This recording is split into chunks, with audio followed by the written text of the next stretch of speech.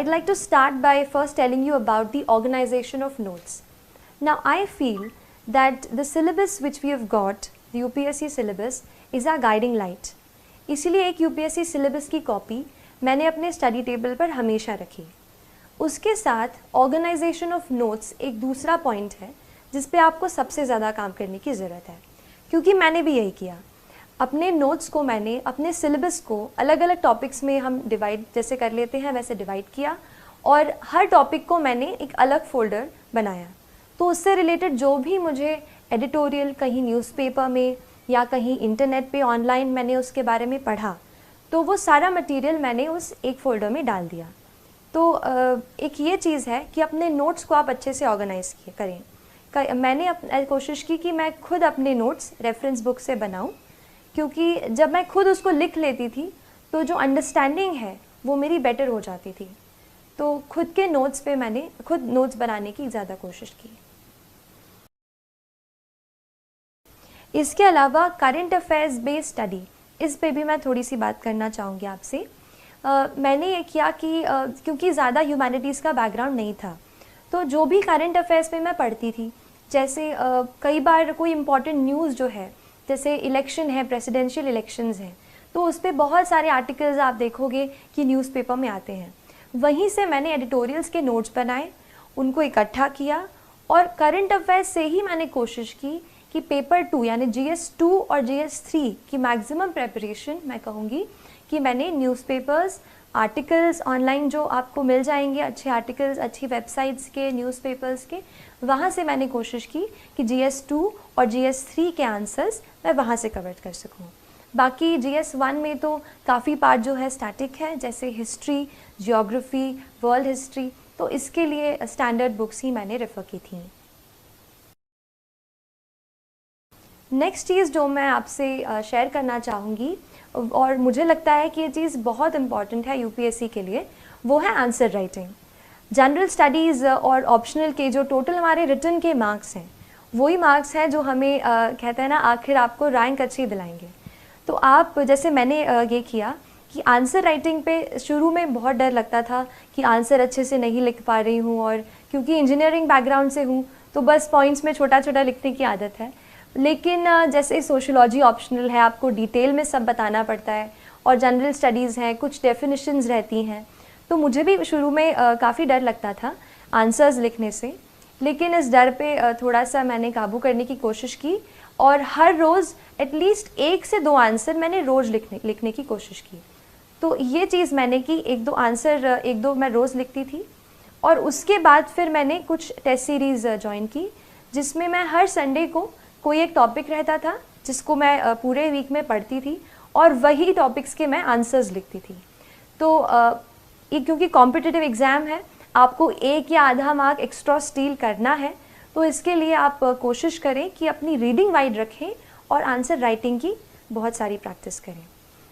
Answer writing की अगर बात कर रही हूँ तो ये बता देती हूँ कि थोड़ा सा मैंने कोशिश की कि कुछ ऐसे सॉल्ट जैसा अपने आंसर में ऐसा स्प्रिंकल करूँ कि आंसर की क्वालिटी अच्छी हो जाए और एग्जामिनर थोड़ा एक्स्ट्रा मार्क्स दे दे. तो इसके लिए मैंने कोशिश की, जैसे फैक्ट्स कहीं से अपन जैसे न्यूज़पेपर पढ़ते हैं, कोई फैक्ट्स पढ़ते हैं, उसको मैंने पहले एक बुक में अलग से नोट कर लिया था. वो फैक्ट्स फिर मैंने एग्ज़ाम के बहुत जल्दी पहले ही एग्ज़ाम के जस्ट पास में ही मैंने वो लर्न कर लिए वो फैक्ट्स. फिर जैसे कुछ क्वेश्चंस ऐसे हैं जहाँ पर हम कुछ डेफिनेशंस लिख सकते हैं, तो जब आप आंसर को शुरू करते हैं तो आप उस डेफिनेशन से स्टार्ट कर सकते हैं.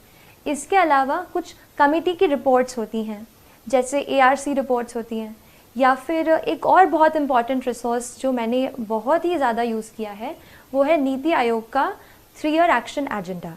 ये जो एक डॉक्यूमेंट है, इसमें आपको गवर्नमेंट की सारी स्कीम्स एक जगह पर मिल जाएंगी. So you understand the perspective of the government. और वो मैंने पूरा डॉक्यूमेंट, उसमें काफ़ी टाइम लगा पढ़ने को, बट जब मैंने एक बार पढ़ लिया था तो काफ़ी कुछ मैं उसका अपने आंसर्स में कोट कर पाई. तो जो भी गवर्नमेंट के डॉक्यूमेंट्स हों, जैसे इकोनॉमिक सर्वे आता है, बजट आता है, ये आप बिल्कुल अच्छे से पढ़ें. मैंने भी पढ़ा और इसको फिर मैंने कोशिश की कि आंसर में लिखूं. और एक और लास्ट चीज़, आंसर्स में आप थोड़ा सा कहीं फ्लो चार्ट या कहीं इंडिया का मैप ऐसे भी आप घर से प्रैक्टिस पहले से जब आप आंसर राइटिंग करते हो आप उसमें प्रैक्टिस करो। मैंने एक शीट में जो भी मुझसे लगा कि ये यूज़ हो पाएगा, मैंने एक जगह पे सारी ड्राइंग्स ऐसे फ्लो चार्ट्स इकट्ठा कर लिए थे और वही फिर मैं रिवाइज़ करके आंसर हॉल में जो भी राइटिंग हॉल था वहाँ गई। तो उससे मुझे लगता है कि आंसर्स मैं अच्छे लिख पाई और तय वक्त में, यानी जो हमें 3 आवर्स का टाइम मिलता है उसमें मैंने कोशिश की कि मैं सारे आंसर्स जो है वो कंप्लीट करके आऊँ। मैं थोड़ा सा आपको एक और लास्ट चीज़ बताना चाहूँगी टेस्ट के बारे में। कई बार हम सोचते हैं कि टेस्ट हमें बहुत सारे देने हैं एंड मैंने भी पहले ये टेस्ट किया है कि टेस्ट सीरीज़ बहुत ज़रूरी है।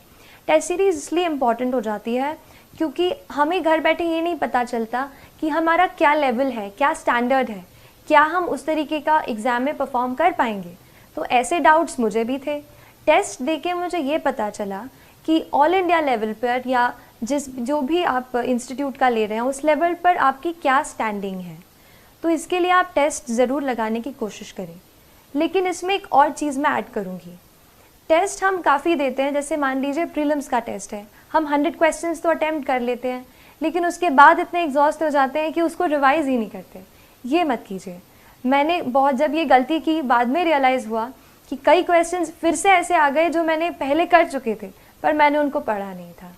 तो आप ये करो। और मैंने ये किया था कि पहले मैंने जैसे एग्ज़ाम दे दी, 2 घंटे में हमने पहले क्वेश्चन सारे सॉल्व कर लिए। उसके बाद आप घर जाके अपने जहाँ आप पढ़ते हैं सारे क्वेश्चन को एक एक करके फिर से पढ़िए, जो भी उनका सोर्स है वहाँ से पढ़िए, उसको रिवाइज़ कीजिए या फिर मैंने उसको अलग एक कॉपी में नोट कर लिया था, जो भी इम्पॉर्टेंट पॉइंट्स मुझे टेस्ट से मिलते थे, फिर उसको मैंने अलग से रिवाइज़ किया। The motivation that I got to prepare for this exam came through the preparation itself. When I started, I did not really know what I was going into. But when I started reading much and more, I found out that there are many people in this world, in our country, who are unfortunate, more unfortunate than we ever can be. I felt, how can I use my learning capacity, my ability to learn, to reach a position where I can help them and better their lives in some manner or the other. तो यही motivation रहा throughout my preparation and it pushed me through the entire process. And I'll tell you that this exam not only help you change other people's lives, but ये आपको भी एक बेहतर इंसान बनने में मदद करती है. That is the beauty of UPSC CSE examination. It makes you into a person who's much more sensitive, who's much more responsible, and who looks forward to doing something for the society.